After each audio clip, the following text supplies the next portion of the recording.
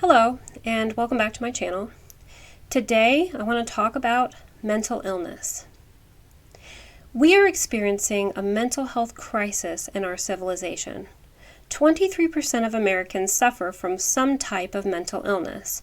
Another 17% of Americans struggle with substance use disorder, which is a separate but related issue. When combined, this is a significant portion of the population. Both groups of people have a lot in common, including stigmatization.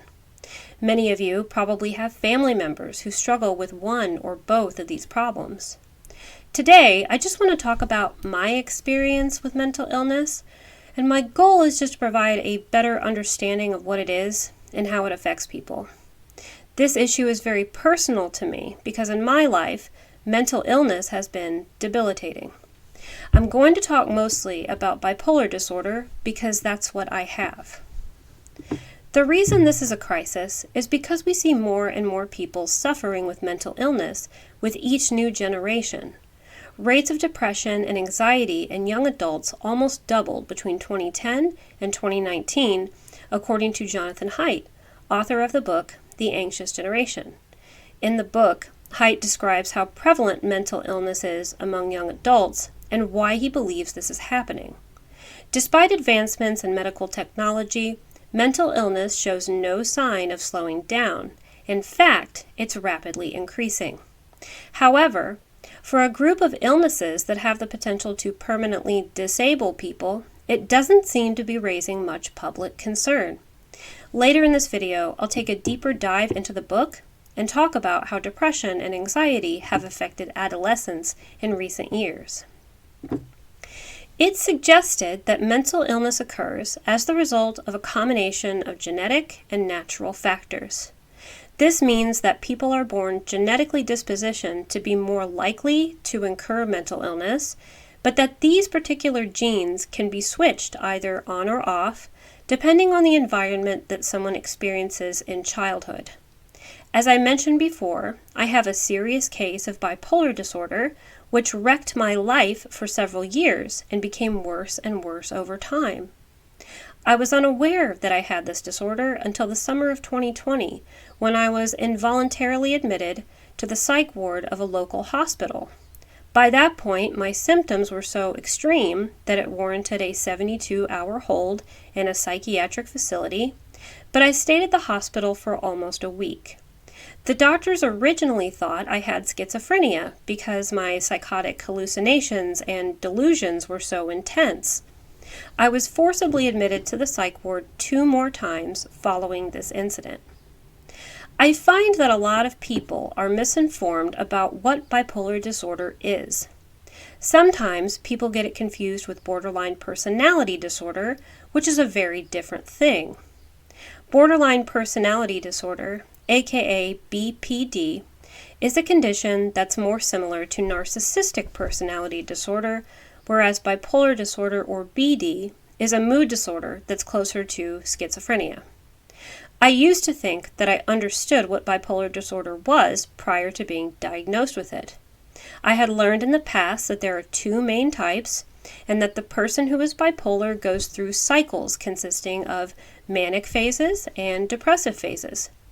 During mania, the person experiences a lot of energy, they feel elated, and they make reckless decisions.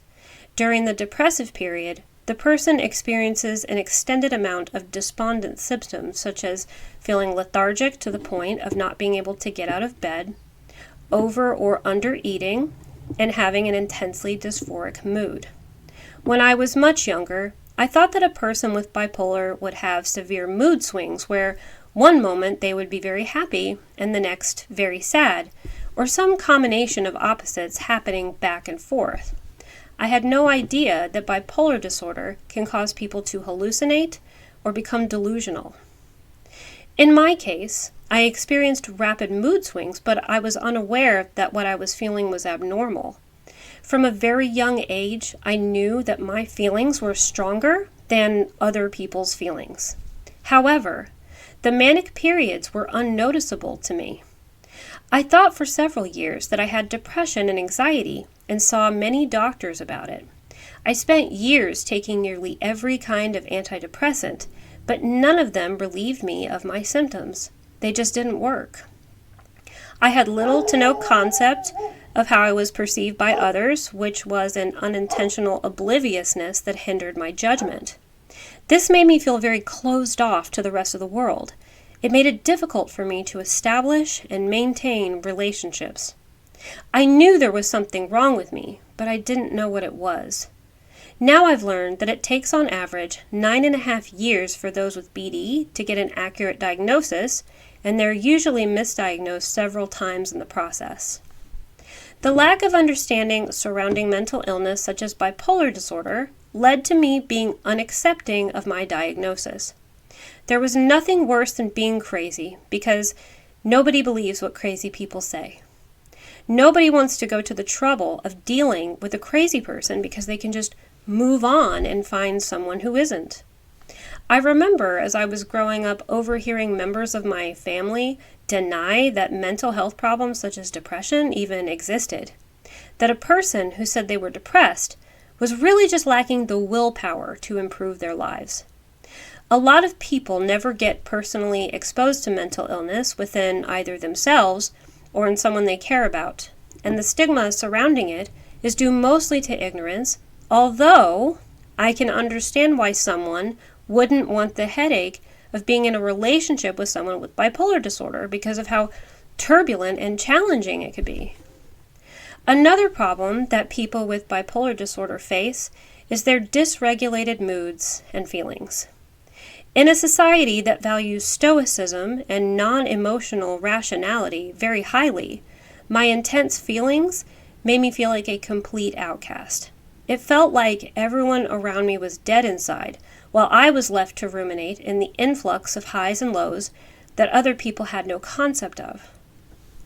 It should be alarming that the number of people who experience mental illness has increased rapidly in recent years. The only explanation provided by healthcare professionals is that it's not that more people have it, but that there are more people diagnosed with it. They say that there have always been mentally ill people, but we lacked the resources to identify it and treat it in the past. However, I don't entirely believe this. With disorders that cause these symptoms, I don't understand how hundreds of thousands of years of evolution wouldn't have weeded these diseases out.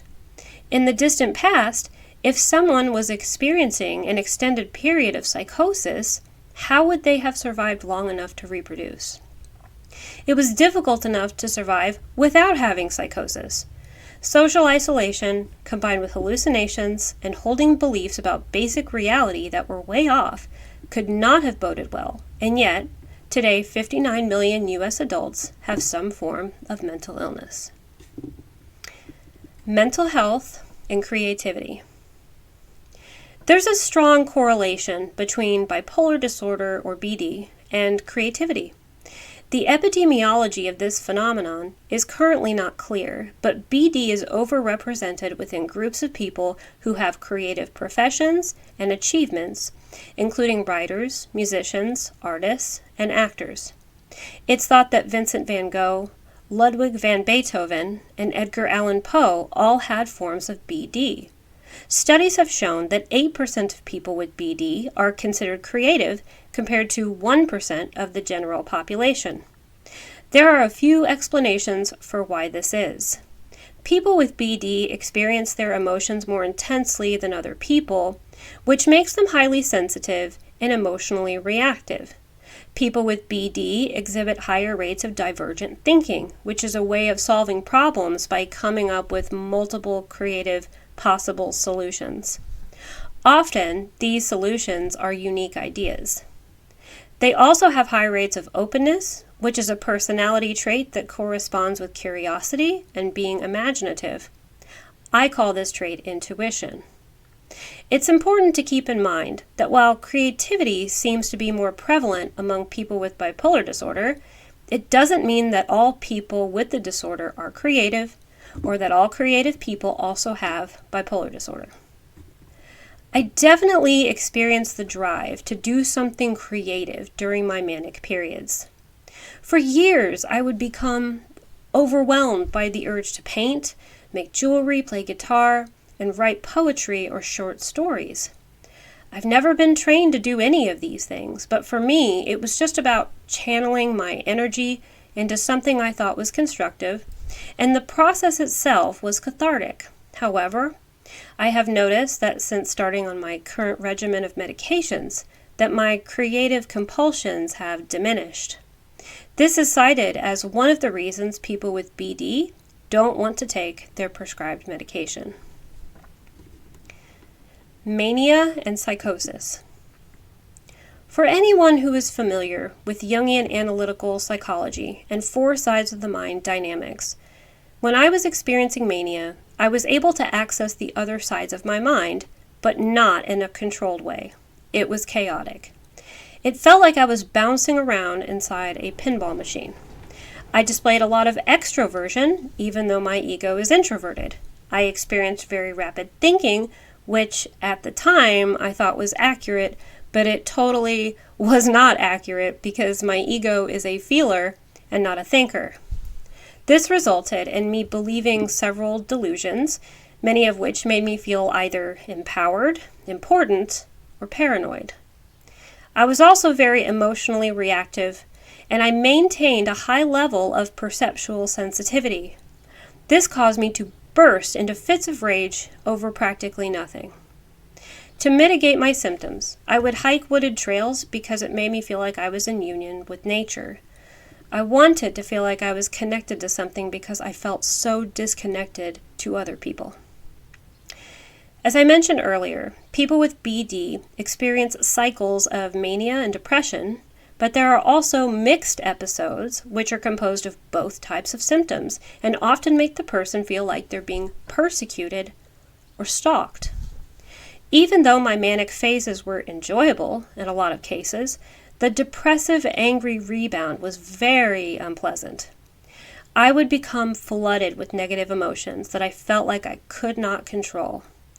It felt like I was being beaten up by an invisible force. I would have days where I wouldn't want to get out of bed. I ignored my health and hygiene practices because I didn't care about my appearance. I won't lie to you. There were times when my thoughts were very dark. I felt like nobody loved me, and I felt trapped. During psychosis, there were times when I believed that I was in actual hell and that I deserved to be there. My reality was constantly shifting, and it felt like the converging of different timelines. I saw synchronicities everywhere I looked. I didn't know what was real. I had hallucinations that were vivid and frightening. During the onset of mania, I would start to see auras of light hovering around doorways. I would see shadows behaving unusually, as though they had minds of their own. Trees, clouds, and other inanimate objects would become alive. I would see strange entities and evil spirits. The only way to make the hallucinations stop was to absolutely refuse to look at them until they went away. Probably the worst part of my experiences with psychosis involved hearing voices. It was like having a separate person or persons whispering in my ear. I felt like I had to listen to these voices, that they were there to guide me in some capacity. They hijacked my thinking process and felt impossible to overthrow. It's not uncommon for people with BD to believe they're interacting with supernatural beings, sometimes referred to as angels and demons. One interesting thing I want to point out is that I experienced memory loss during my manic phases. I now have gaps in my memory of specific events, so I'm not even sure what happened. Another interesting thing that happened is after my psychosis had passed and I came to, my cognitive abilities had changed. I became smarter. I found that I was able to think about things in new ways, and this resulted in me rethinking everything and coming to new insights, which led to me changing my beliefs. I think that the suffering I had endured from all the psychological turmoil and pain advanced me further toward cognitive integration. I had my own hero's journey, descending into the depths of madness, defeating a monster, and returning. That's the only explanation I can come up with. Mental illness is misunderstood and stigmatized. People may say outwardly that they fully accept people with mental illness. They may say that they are understanding and inclusive and hold no stigma towards those who have it. However, I found that this isn't really the case. With any other type of chronic illness, the person who experiences the symptoms of that illness is not stigmatized. When a person with diabetes falls into a diabetic coma because maybe they forgot to take their insulin or check their blood sugar, nobody hates that person for the rest of their life because of it. People have an intolerance to bizarre behavior, and I think that's where the negative attitudes toward mental illness come from. We are programmed to expect a certain level of normalcy. The range of human behaviors falls within a distribution of social acceptance because that's how culture is formed. Some behaviors make people uncomfortable, including the ways in which people behave when they are experiencing mania and psychosis. I can understand why people feel this way. It's important for society to maintain a range of normal behaviors because otherwise we have no standards. For me, mental illness was this huge divide between me and other people. There was the world, and then there was me. For a couple of years, I stopped watching TV. I also avoided most social media because I had previously lashed out using social media. I wanted to be conscious of the media that I was consuming because I thought a lot of it was probably bad for my condition. I limited my YouTube usage to docuseries and informative material only instead of entertainment or news on current events. I felt like a ghost wanting to fully interact with the people around me, but being unable to. This painful separation left me feeling hollow, detached, and starved for affection, and this made me want to interact with people on social media again. However, by the time I felt compelled to engage with others in this way, I was already undergoing another phase of psychosis and mania, which led to me basically setting myself on fire, virtually speaking. I think it's important to know that nobody asks to have bipolar disorder. Oftentimes, the perception of reality for people with BD is skewed, and when you can't perceive reality correctly, you can't think about reality correctly. 40 to 50% of people with bipolar disorder experience something called anagnosia, which means they are genuinely unaware of their illness. They come up with all sorts of explanations for what is happening in their lives. There are a number of reasons for why people experience anagnosia, but it's not deliberate, and it's not a form of denial or stubbornness. It's just another manifestation of their illness. This causes people with BD to stop taking prescribed medication because they don't believe they're sick. I experienced anagnosia before I was properly medicated. I believed that the world I was living in was the same world everyone else lived in, but it wasn't. I inhabited a separate reality. Many times, when a person with BD experiences symptoms, it's because they've stopped taking their medication. However, it's important to point out that the meds used to treat BD often have bad side effects, which makes it understandable why people don't want to take it. I shudder when I remember some of the side effects I experienced. Even when someone is taking their medication as prescribed, manic cycles can still break through. I had a friend with bipolar disorder, and she took lithium, which is a very strong drug. She never missed a dose, but one time she had to go to the psych ward because she was found running naked in the streets of her neighborhood. So, sometimes it's really not the person's fault when a manic cycle occurs. Medications are not a perfect science when it comes to BD. I personally believe that mental illness is a natural occurrence, but is also facilitated by society. The way modern humans live is so different from the way we were designed to live, and for this reason, We are now plagued with diseases of civilization. The further we remove ourselves from the natural state of our evolved existence, the more mentally ill we become. This became even more evident to me after reading the book The Anxious Generation by Jonathan Haidt. The Anxious Generation.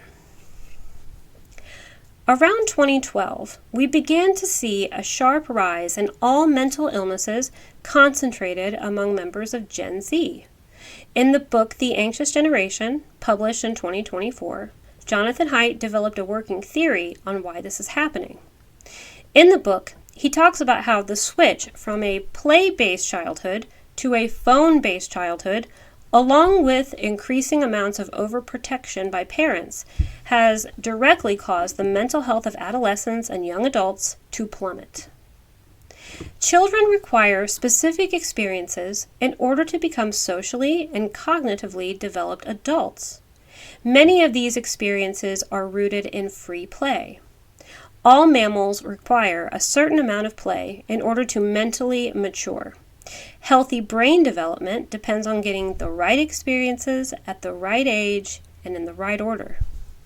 The author refers to smartphones as experience blockers because the interactions children and adolescents have on smartphones don't provide the synchronous one-on-one play that previous generations received. He goes on to say that real-world interactions are necessary because they teach children about timing, empathy, and reading people's facial expressions. This is how they learn social skills that will be imperative when they become adults and have to build relationships and obtain jobs. Beginning in the 1980s, literature began to emerge about an increase in child predation in society.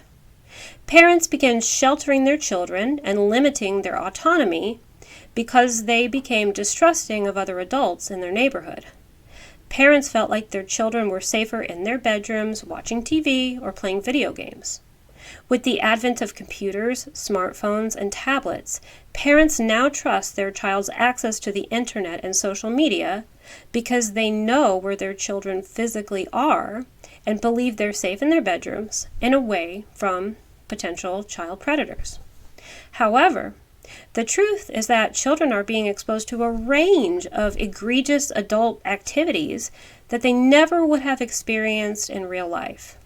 Parents typically believe that playing outside exposes children to danger, but in reality, children are being exposed to danger in their own homes.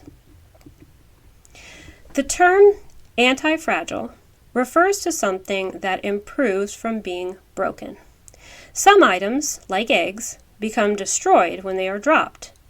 Other things, like plastic, stay the same after being dropped. But things that are anti-fragile are designed to endure damage and actually improve as a result of it. Children are anti-fragile by nature. Their immune systems are vulnerable when they are born, but continuously grow stronger as they age and are exposed to pathogens. Children are also psychologically anti-fragile, which means they need to experience failures, setbacks, mistakes, and losses in a controlled environment guided by adults in order to gain a sense of competence and agency. However, with the rise of safetyism, which Haidt defines as the worship of safety, parents are reluctant to allow their children to go outside and play without adult supervision. They limit their children's ability to engage in risky forms of play in which they might get hurt. They shield them from anything that might cause emotional trauma by coddling them. Their fearful worldview gets passed down to their children, who grow up to be anxious, ineffective adults who lack confidence in themselves and their ability to solve their own problems. In 2017, psychologist Jean Twenge conducted several studies pertaining to the rates of mental illness among college students. Her research led her to conclude that we are on the verge of a serious mental health crisis. She found that depression, anxiety, and loneliness were serious issues that more and more young adults were facing. In 2022, 95% of teenagers said they use social media, and a third reported that they used it constantly. She believes the use of smartphones is having a significant impact on their social and emotional development, especially for girls. She wrote a book called Generations, published in 2023, which details her experiments, research methods, and all the ways in which social media and technology is harming adolescents. With any other product on the market, if it's found that the product itself is unsafe or causes harmful side effects, it's usually recalled by the manufacturer, who works to fix the problem, then reintroduces the safer version. However, we do not see this happening with cell phones, tablets, or social media. Why is that? For one, we live in an adult-centered society which revolves around adult pleasure and happiness, while relegating the needs and health of our children, because we clearly do not value them the same way. Thus, the problems that children are experiencing are naturally overlooked. Additionally, mostly all online activities have reached an optimal level of social acceptance that is very difficult to reverse. It's normal for parents to give their child a smartphone because all the other kids have a smartphone. Children without smartphones are now the outliers. The companies that produce these devices and control social media are profiting so much that only serious multi-million-dollar lawsuits will get their attention. As a side note, social media and smartphones are designed to be addictive. We don't permit minors to engage in other addictive things like gambling and tobacco, so why are we letting them do this? If we continue to allow the mental degradation of our youth, we have a very bleak future ahead. When the adults of today turn into the seniors of tomorrow, we will be completely dependent on future generations. Instead of seeing our children move out and become established adults, we will see them flounder in the real world because they'll have no coping skills. They may even use drugs or engage in other risky behaviors as a means of dealing with problems that they're not competent enough to solve. Are we capable of focusing beyond ourselves to enact limits on our kids' screen time?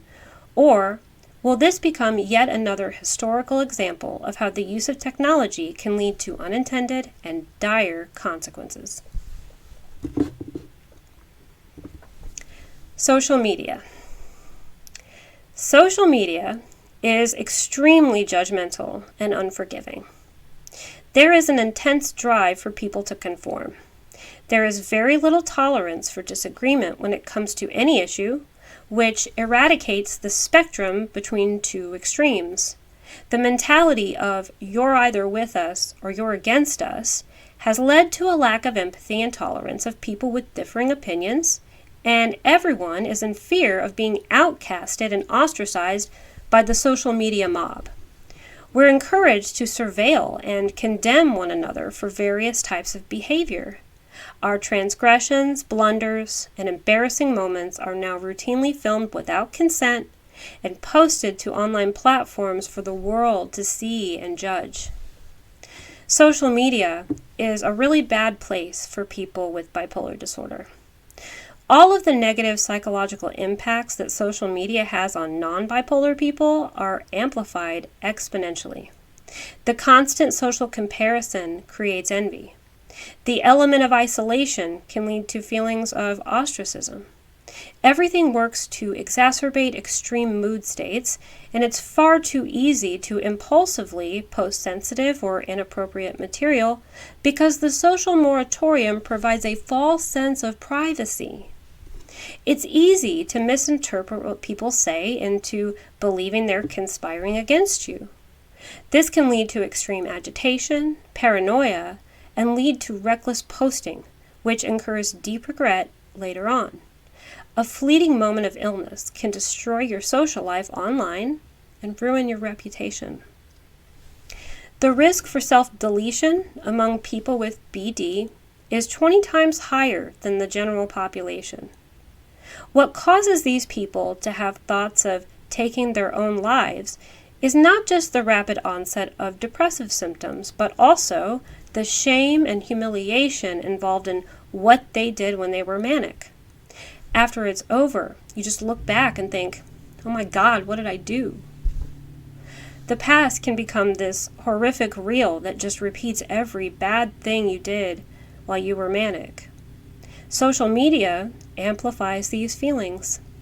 We live in an age where the past is not so easily forgotten because it's documented, and people are just waiting for you to screw up because it provides them with online entertainment. I do my best not to wallow in feelings of shame and humiliation because I understand now that those things are the illness. Conclusion. The real struggle I have with bipolar disorder is that it turns me into someone I'm not. I become flooded by emotions, and it feels like I'm imprisoned. I experience uncharacteristic rage and then lash out at the people I care about the most. The last time I was taken to a psych ward was in the summer of 2023, which turned out to be a total godsend. I was prescribed new medication, which started working pretty much right away, although it took 8 to 12 months for me to see the full result. I take a combination of 5 different medications to treat my mental health issues, and I can tell you that they absolutely work. These, along with my belief in God, have been imperative in my recovery. It feels like I was gone for several years, and this false self had taken over, but now the real me has returned. I'm old enough to have had a play-based childhood, but young enough to have become swept up by the internet at a young age. Much of my social skills were sculpted by various online cultures, which I believe stunted my development. I'm resentful toward the internet, smartphones, and social media because I feel like essential aspects of socialization were stolen from me, even though I willingly forfeited them at the time. Technology in general has a price, which usually involves stripping away core human experiences, but those experiences are necessary for our minds to remain intact. Sometimes I wonder what exactly we have all unknowingly given up for the sake of comfort and convenience. This is why I'm grateful for the tribulations of my life. I am happier now than I've ever been. I like the complete and evolved person I've become because now I have control over my feelings and not the other way around. My hardships and losses have made me a better person. The main reason I started making this YouTube channel was for me to work on the things I was always bad at, like explaining my own thoughts and speaking to a group of people. Confidence is something nobody can give you. If you want confidence, you have to set a goal and work really hard to achieve it. It must be difficult to attain so that it can feel earned. If you know someone with bipolar disorder, try to give them a break. What they're going through is very, very difficult. If you yourself have bipolar disorder, you must learn to forgive yourself and not linger in the past because the past doesn't exist anymore. Trust in the process of treatment because there are medications that work and ones that don't. It's trial and error because everyone is different. So I want to say thank you for watching and listening to this video. This was a difficult subject to talk about because it's so personal. However, I'm hoping to bring more awareness to the seriousness of mental illness and why we can't just allow our children to become totally absorbed by screens. If you have any comments about mental health care or the impact of technology on our youth, please share them with me. I enjoy hearing your thoughts and ideas, so just leave me a comment down below. I would love that. So once again, thank you for watching today and have a good day.